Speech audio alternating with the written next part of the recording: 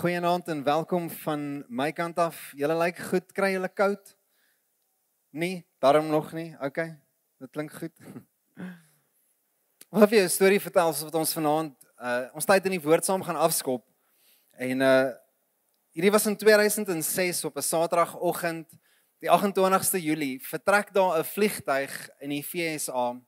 En aan boord hierdie vliegtuig was 6 mense waarvan daar 4 op soek was na avontuur. En vir die eerste keer gaan hulle skydiving aandurf.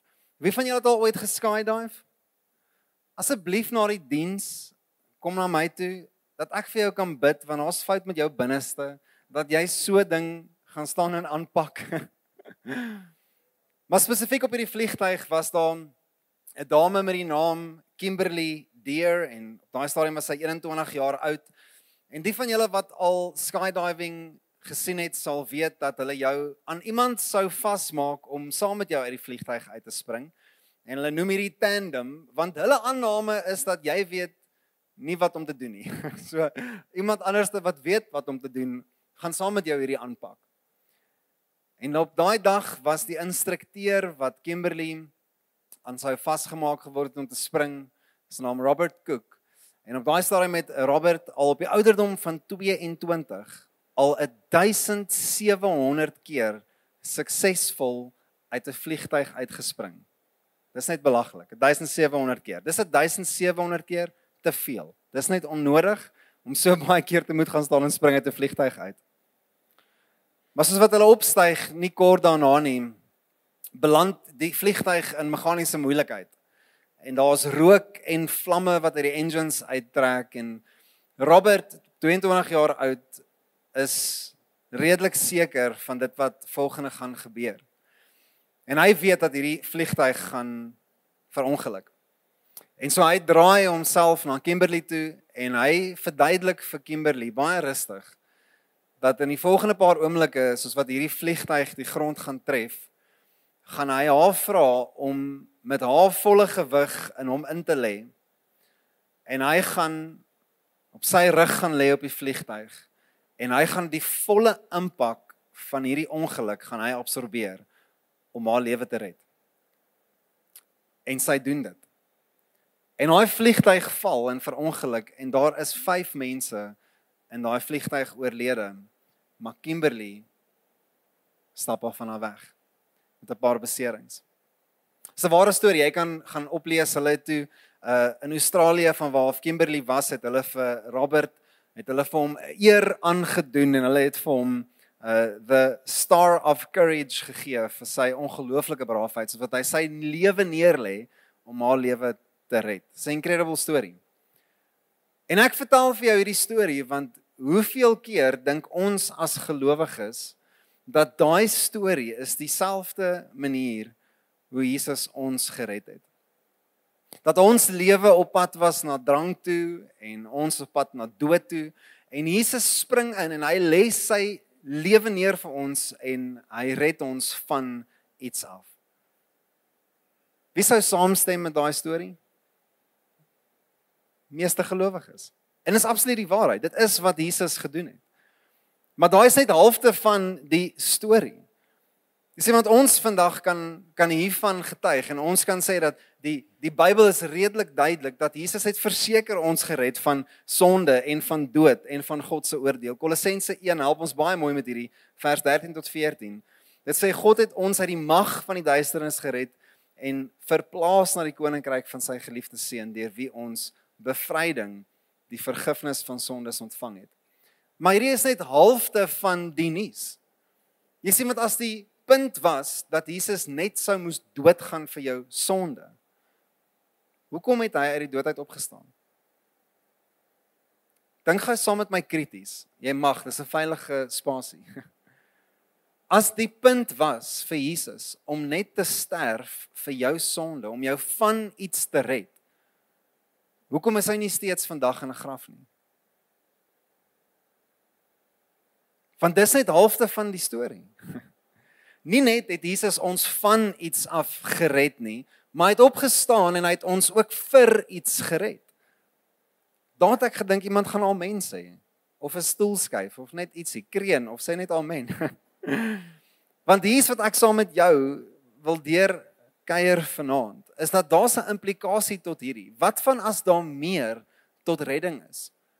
Wat van as die storie nie net gestop het by dit wat Jesus ons van gered het nie, maar dat redding meer impliseer vir my en jou, soos wat hy ons vir iets groter gered het. En so wat ons oploop na Paasfees toe, gaan ons stil staan eerstens net by wat redding vir ons as gelowiges beteken. En is deel van die oploop na Paasfees toe dat ons dit elke jaar doen. Dat ons net weer herbesin op wat ons redding eintlik vir ons bewerk het.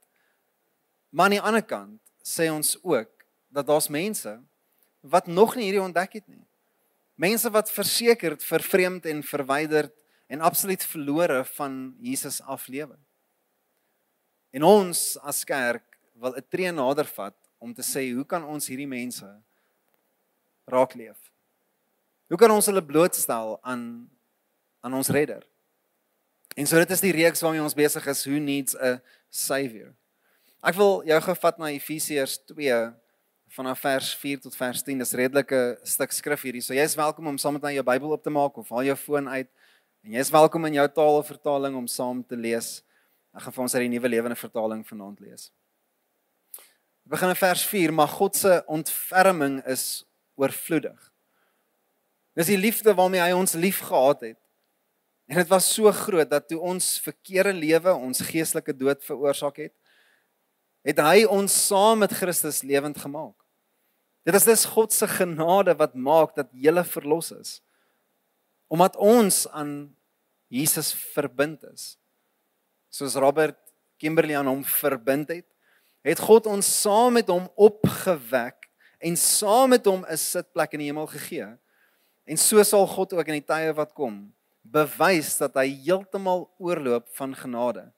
En hierdie goedheid wat God ons deur Christus Jesus gegee het, sal as bewys dien. Maar hier sê in vers 8, dit is mos die genade wat julle verlos het, deurdat julle tot geloof gekom het. En julle verlossing kom nie uit julleself uit nie. Niemand van ons kon dit doen nie. Dis 'n gawe van God. Dis nie gevolg van ons eie dade nie. Niemand kan daaroor groot praat nie. Want ons is God se handewerk. Hy het ons in ons eenheidsbind met Christus. Het hy so gemaak dat ons die goeie werke wat hy vir ons bestem het, kan uitlewe. Daar's meer tot redding. Die feit dat Jesus doodgegaan het vir ons sondes is halfte van die storie. Die feit dat hy 'n groter plan met ons lewe het, is die rede hoekom Jesus uit die dood uit opgestaan het. Die volgende woorde sê dit so mooi, John Piper is 'n bekende teoloog en skrywer, en hy sê die volgende, hy sê, salvation is not just being saved from the penalty of sin, but being saved for the purpose for glorifying God in all things. Dis waar ek vanaand met jou wil gesels. Jy sien, ons 'n paar goed waarvoor God ons gered het. En die eerste een natuurlik is dat Jesus ons vir homself gered het. En ek wil hê jy moet hierdie vanaand saam met my sien en hierdie verstaan dat die rede hoekom Jesus ons red is nie net om die delete knoppie te druk op jou verlede nie. Dis nie net om jou blaadjie skoon te vee nie, maar dit is om jou in 'n regstaande verhouding met homself en die Vader kon sit. Gelowiges wat vashak in 'n sonde mentaliteit is gelowiges wat dink dat wat Jesus gedoen het was net relevant vir my verlede. Dis al wat hy moes doen, hy moes net die delete knoppie kom druk. Hy moes net kom doodgaan sodat my verlede net weggevee kon word. Dis al wat hy moes doen en dis dieselfde mentaliteit van gelowiges wat vandag in 'n verhouding met God net na God toe gaan wanneer daar iets is om reg te maak. Want dis mos al wat Jesus moes doen, hy moes net my sonde vergewe. So wanneer ek nou moeilikheid teekom of as nou uitdagende goed, dis al wanneer ek na God toe gaan is om te vra kom fix asseblief weer. Maar dis nie die mentaliteit wat 'n gered vir mentaliteit is nie. Want eerstens erken ons dat Jesus my gered het om vandag in 'n lewende verhouding met hom te staan. Dat sonde net die bysaak was dat hy daarmee afgehandel het, maar dat my verhouding met hom die prioriteit is. Dis hoekom hy dit gedoen het, sodat ek hom kan ken, dat ek met hom kan lewe in 'n verhouding. Andy Stanley sê dit so mooi, hy sê following Jesus will make your life better and it will make you better at life. Dis net so mooi. Dis die punt. Dit is hoekom ons 'n redder nodig het, nie om net ons verlede mee weg te maak nie, maar om ons hede en ons toekoms na hom toe terug. Dis hoekom ons redding nodig het. Galasiërs 2 vers 20 sê, Paulus skryf, hy sê ek lewe nie meer nie. It's a bold statement. Ek lewe nie meer nie, maar dit is Christus wat leef in my. Hierdie lewe wat ek nou liggaamlik leef, leef ek in geloof. Dis die geloof in die Seun van God, wat my liefgehad het en homself vir my oorgegee het. Hier is waar dit begin om Jesus te ken. Sy redding was net die begin. Ek sê hierdie gereeld vir mense en ek wil dit vanaand vir jou ook sê, dat God se geloof in jou is by ver groter as jou geloof in hom. God glo baie meer in jou as wat jy ooit in hom kan glo. En is absoluut die waarheid. Dit is hoekom hy jou vir iets gered het, want hy wil jou ken in 'n intieme verhouding. Maar ons sien ook dat hy het ons gered vir 'n doel en 'n roeping. In 2 Timoteus 1 vers 9, in die Nuwe Lewende Vertaling, sê dit die volgende, dit sê, hy het ons verlos en geroep met 'n heilige roeping. Nie op grond van ons eie dade nie, maar op grond van sy eie besluit en genade. Dis reeds van ewigheid af, is dit in Christus Jesus aan ons geskenk, en dit is nou geopenbaar. Sien, dis dieselfde mentaliteit, nee, wat ek vroeër van gepraat het, die sonde mentaliteit, dat Jesus moes net my sonde kom afhandel. Hy moes net die delete knoppie kom druk. Dis dieselfde mentaliteit wat die reddende werk van Jesus sien as die kaartjie hemel toe. Dis al wat ons moet doen. Ouens, ons moet net dit aanvaar, nee. Dat Jesus het ietsie gedoen in die verlede sodat ek die kaartjie kon kry om hemel toe te gaan. Sê maar, wat van die 80 jaar wat jy intussenin moet lewe? Wat dan van dit? As die punt is om jou net in die hemel te kry, hoekom hou ons nie net 'n groot doopdiens en dan hou ons jou 'n bietjie langer onder die water totdat die bubbles opkom nie? Dan gaan ons jy vinnig hemel toe. Dis mos die punt. Kom ons kry jou net so gou in die hemel. Sê ons ouens, dis nie wat God in gedagte gehad het nie. Dat sy redding was nie net om vir jou 'n kaartjie te gee om na hemel toe te pos nie, maar dat sy reddende werk vir jou was dat jy roeping in die leeftyd ten volle kan ontdek, verstaan en uitleef. Dat hy 'n plan het met jou lewe nou. That's why we need a savior. Want as dit van my afgehang het, het ek hierdie lewe vermorsel en vernietig. Maar is in hom dat alles sin maak.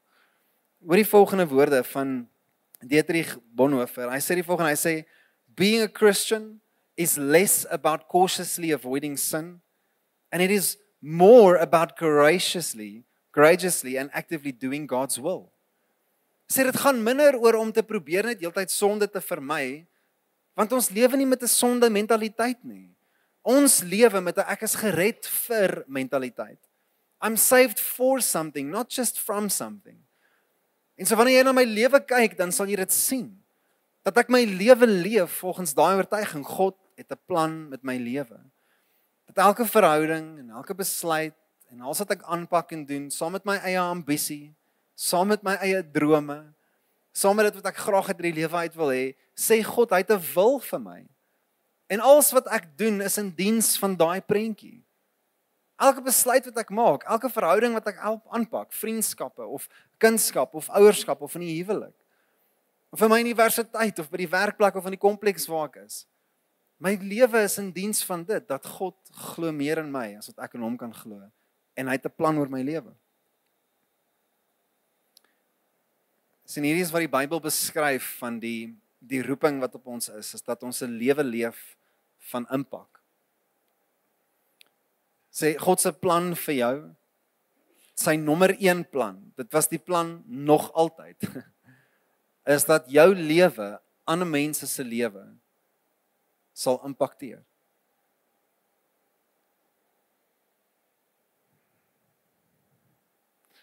Matteus 5 vers 14 sê hierdie baie mooi, sê julle is die lig wat die wêreld moet verlig. 'n Stad wat bo op 'n berg lê, kan mos nie weggesteek word nie. En ek wil jou 'n vraag vra vanaand, is wat dink jy het Jesus se gedagtes besig gehou in die laaste oomblikke soos wat hy sy lewe neerlê vir ons? Wat dink jy het deur sy gedagtes gegaan? Wat dink jy het Jesus se hart gearresteer in die oomblik toe hy sê ek red my mense vir eens en vir altyd en finaal, nie net van iets nie, maar vir iets. Wat dink jy was in Jesus se gedagtes? Want dit is dieselfde goed wat vandag ons harte moet arresteer en ons gedagtes moet vul. Ons het die manier, die mens oor die algemeen, spesifiek Afrikaners ook, ons het die manier om net deur hierdie lewe te boor. Ons moet net so vinnig as moontlik deur alles kom. Jy moet net deur dit gaan. Jy moet so vinnig as moontlik aan die ander kant kom. Maar dis nie Jesus se plan vir ons nie. Hy sê ontdek dat waar jy nou is. Of jy nou 'n mamma is, of jy nou 'n pappa is, of jy nou studeer, of jy nou werk in 'n kantoor, of jy nou 'n plumber is, en of jy nou 'n dieselmechanic is, en of jy nou 'n dokter is, en of jy nou 'n onderwyser is. Ontdek dat waar jy nou is waar God deur jou lewe 'n verskil wil maak. Dis koninkryk. Koninkryk is God se manier. Dit was sy plan vir sy mens, nog altyd. Leonard Ravenhill sê die volgende woorde, dit is baie goed. Hy sê, are the things you are living for worth Christ dying for? Sien, dis die vraag wat ons moet beantwoord. Die goed waarmee ek myself besig hou, die goed wat ek in hierdie lewe aanpak, is dit die goed wat Jesus in gedagte gehad het toe hy sy lewe neergelê het vir ons, om ons vir iets te red? Of mors ek my lewe, mors ek my tyd om goed aan te pak wat ek weet nie vir my vervulling gaan gee nie? Ek wil hierdie vanaand vir jou sê, as 'n pastoor, iemand in voltydse bediening, as 'n leier binne in kerk, het ons beide die voorreg, maar ook die verantwoordelikheid om baie mense deur die dood te ondersteun. Of dit nou is met 'n begrafnis en iemand is in die dood afgestaan, of iemand wat op sterfbed lê, en ons kry baie te doen met, noem dit nou maar die einde van jou lewe gesprekke. En kan ek dit vir jou vanaand sê, maak nie saak wat jou ouderdom is nie. Nog elke persoon wat ek teëgekom het, op pad om te sterf, het nog altyd gesê, die verwyte en die spyt wat ek het in my lewe, was dat ek goed nagejaag het, besluite gemaak het, dinge aangepak het, wat ek gedink het, my gaan vervul. En so wat ek vandag hier lê, en ek weet my tyd is beperk, en ek sê dit nie een van daai goed, het bygedra tot my lewe nie. Nie een van daai goed het eintlik vir my vervulling gegee nie. Maar ek sê nie, moenie 'n lekker vleisie koop en 'n lekker vleisie braai nie. Ek sê nie, moenie rugby kyk en dit geniet nie. Ek sê nie, moenie vir jou 'n cruiser gaan koop nie. Doen asseblief al daai goed. Dis lekker goed daai, dis 'n blessing om lewendig te wees, maar jou vervulling en genot is nie in daai goed nie. Daar is nie 'n verhouding wat jou gaan vervul soos wat God jou gaan vervul. Daar is nie iets wat jy kan bekom en kry, 'n goeders of dinge wat jou gaan vervul. Daar is nie. Dit wat jou gaan vervul is wanneer jy die grootste ja van jou lewe gee. Here, gebruik my lewe. Dis wat jou gaan vervul. Kom ek sê dit vanaand vir jou so plain soos wat ek kan, reguit. As jy 'n lewe wil leef wat werklik gevul is met soveel meer as aardse en menslike goed, is dit wanneer jy ja sê vir God. Ek wil vanaand hierdie vir jou sê. Jy gaan in jou lewe gaan jy 'n paar groot ja's gee. Dalk het jy al 'n paar groot ja's vir goed gegee. Hier's vir jou 'n voorbeeld. Jy gaan dalk eendag ja sê vir 'n vrou.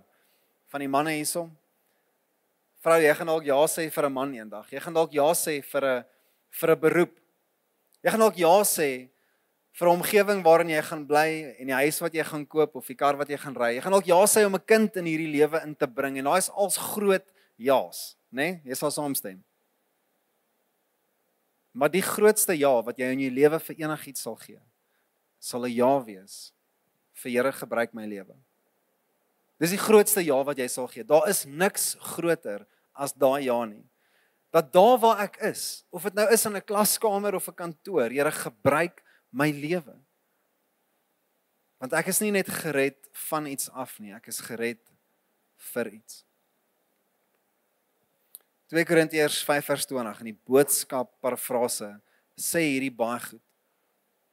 Dit sê hierdie baie goed. Paulus skryf in sy eie woorde, hy sê ek is Jesus, ek is Christus se ambassadeur op hierdie aarde. Dis my verwysing.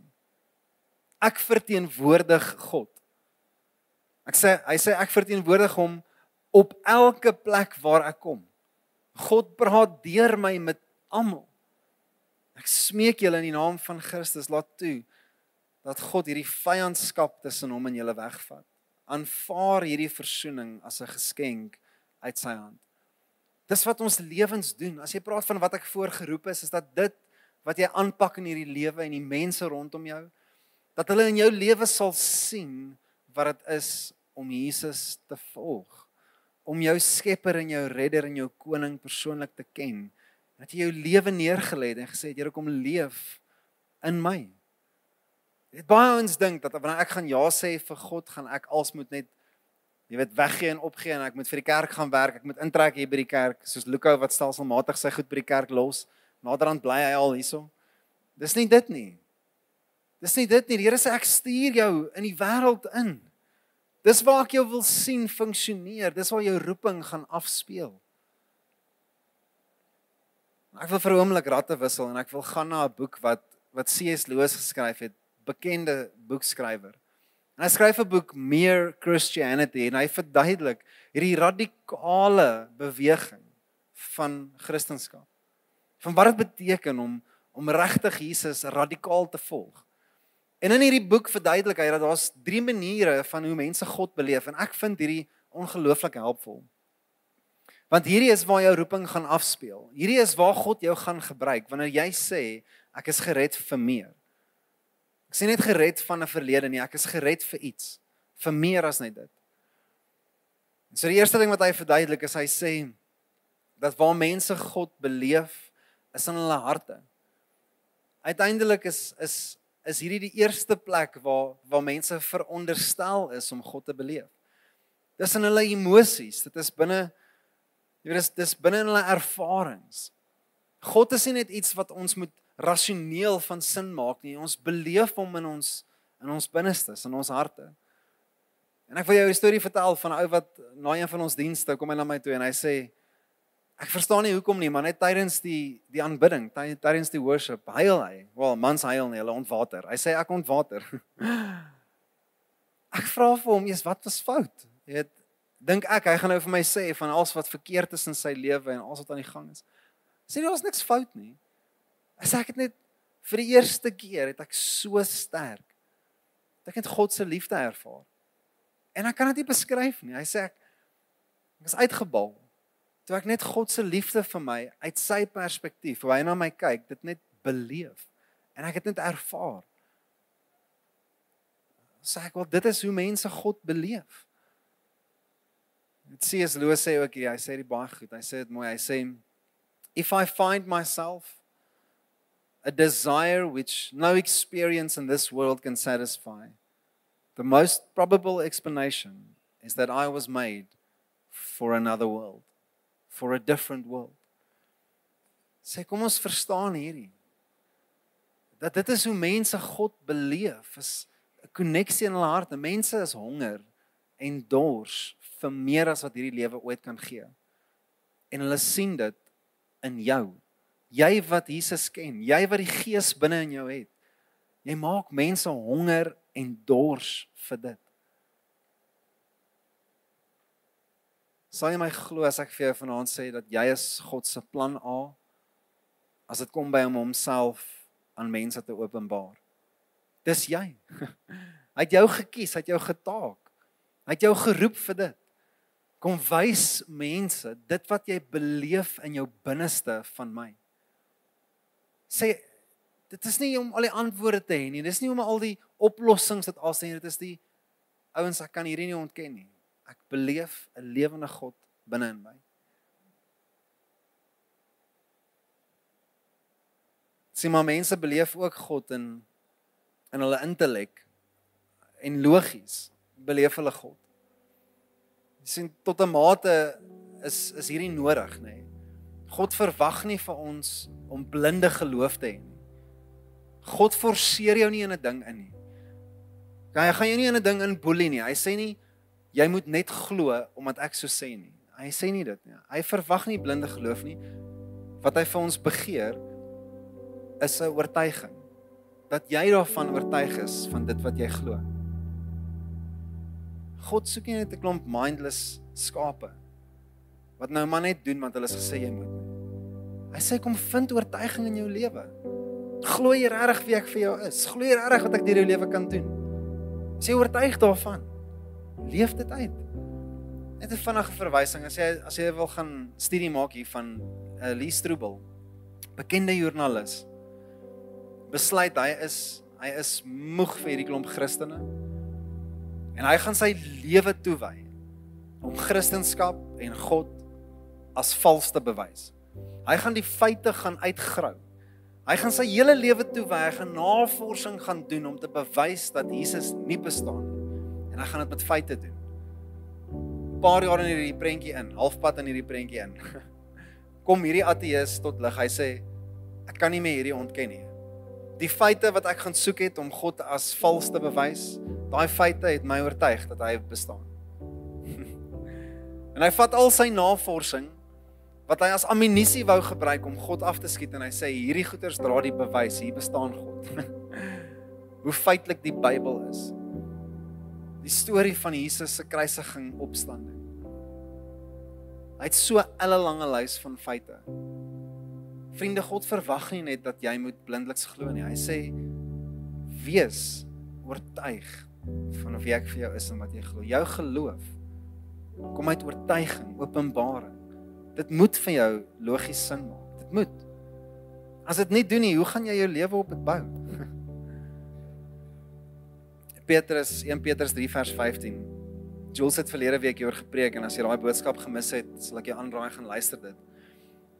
Paulus skryf, hy sê wees altyd gereed om met sagmoedigheid en vrees antwoord te gee aan elkeen wat vir julle redes vra vir die hoop wat in julle is. En die punt is nie jy moet die antwoord tot alles hê nie. Die punt is verduidelik dit wat vir jou oortuiging in jou geloof gee. Hoe is dit dat jy jou huwelik en jou ouerskap en jou verhoudings en jou loopbaan en jou hele lewe kan bou op hierdie? Hoe is dit? Kan jy verantwoording daarvoor gee? Kan jy sê ek is eintlik oortuig daarvan? So dis die grootste testimony. Hierdie is die grootste manier om 'n getuienis te wees, om te sê hier is hoe ek my oortuigings in geloof gevorm het. Hier kan jy dit in my lewe eintlik sien. Dis waar die tekkie die teer slaan. Maar die laaste ding en ek wil afsluit met hierdie voordat ons in 'n tyd van aanbidding ingaan. Is dat uiteindelik beleef ons nie net God in ons harte en emosies en dan dit vorm ons oortuigings nie. Ergens moet daar 'n besluit gemaak word. Die Bybel praat van hierdie konsep van bekering, nê. Hier is die oomblik van ek draai nou na iets toe. Ek maak nou daai besluit. Ek sê nou vir my lewe vorentoe gaan ek lewe volgens God se wil. So hierdie is daai ja waarvan ek gepraat het. Dit is daai keuse, daai besluit neem. Dit bly nie net binne in my kop nie, dit bly nie net in my hart nie, dit word eintlik uitgeleef. Dit is hierdie roeping waarvan ek praat. As ek vir jou sê jy's nie net van iets afgered nie, jy's vir iets gered. God wil jou gebruik. By die oomblik toe jy ja gesê het vir dit, het dit publiek geword. En mense kan dit sien. En God sê vir jou, gaan leef nou ander mense raak. Gaan spandeer jou lewe as 'n lewe van impak om ander mense bloot te stel, bekend te stel aan my. Dis hoe hy dit doen. Dit is hoe God sy koninkryk en sy kerk handhaaf. Hy taak ons, gaan leef mense raak.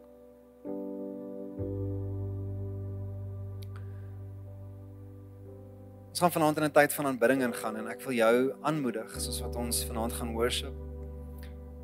Soos wat ek vroeër gesê het dat jy eerstens vanaand gaan herbesin oor wat redding vir jou beteken?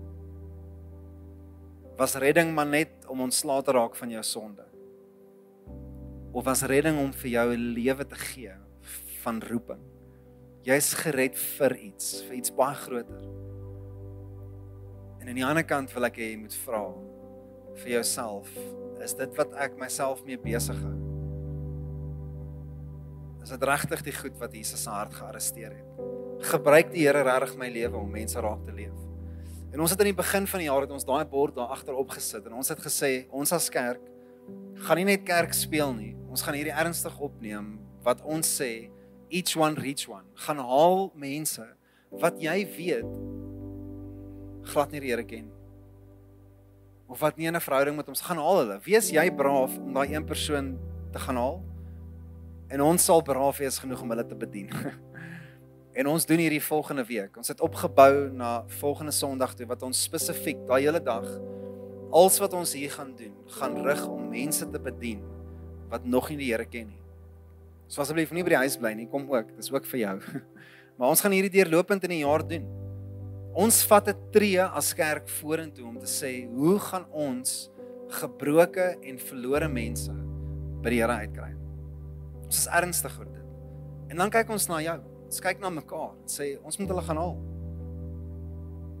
So, vanaand in die tyd van aanbidding, in tyd van reaksie, vra jouself daai vraag. Het ek al ja gesê, Here gebruik my? Het ek al dit ernstig opgeneem om iemand te gaan haal, saam te nooi? Vat daai oomblik van braafheid, sê vir hulle, hey, is hoorie, kom saam met my vanaand. Kom saam met my volgende week. Koffie is op my, lift is op my, ek kom haal jou. Het sal vir my lekker wees as jy saam met my kan kom. Ouens, dis wat dit beteken om Jesus te volg. Dis wat dit beteken vir ons. So kom ons vat 'n oomblik in reaksie vanaand, soos wat ons net gaan worship, soos wat ons in 'n tyd van aanbidding gaan. Staan saam met my. Kom ons aanbid.